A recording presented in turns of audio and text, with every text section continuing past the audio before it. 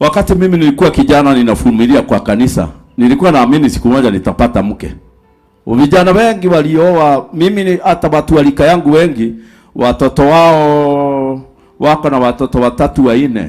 They are all married. When we meet with my classmates, wote huwa wananiambia hakuna mtoto wako nyumbani. We are just me and my wife. Mimi karibu watoto wote niko nao nyumbani kwa sababu nilichelewa. Nilichelewa nikiwa kwa hizi viti za kanisa. Na ninashukuru nilichelewa, maana ndio nafanya kazi ile inapendeza Mungu. Bwana Yesu asifiwe.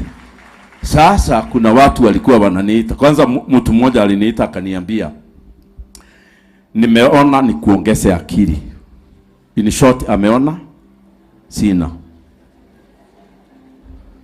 Kuwa najiuma hapa kujiuma. Maana ninasikia, sikuwa nimeokoka zamani, nilikuwa nasikia ngumi bado zinapata joto. Sikia kumweka moja, tuongee akiwa na moja. Najiuma hivi in Jesus name. Stop ngumi. Sana niambia, unajua ukiongea na Kikuyu ni baya kuliko Kiswahili. Kikuyu unasema hivi, wathire kwihonokithia. Sasa kwa Kiswahili hiyo ni nini? Ulienda kujiokokesha.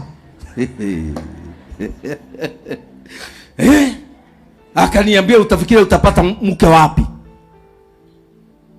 Akanisomea sana, akaniambia mambo mengi.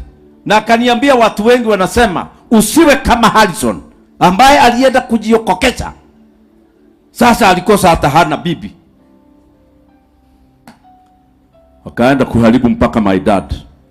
Akaanza kuniambia niende kwa mzee mwingine wa kienyeji, nitengenezwe, niko na biological problem. Nipewa ati sijui mti unaitwa mwili, ushanganywe sijui na gani. Ati nirudi mwanaume kwa sababu waliangalia vizuri wakaona hii ni dada. Nafikiria kuna wale waliniona nikilia. Mzee aliona nikilia hivyo kwa kesha. Akija uralia gani kihwai? Kwa nini ulikuwa unalia jana? Nilikuwa nafikiria mzee amelala. Kumbe anatushungulia. Akaona mtoto yake analia na amechelewa kuoa.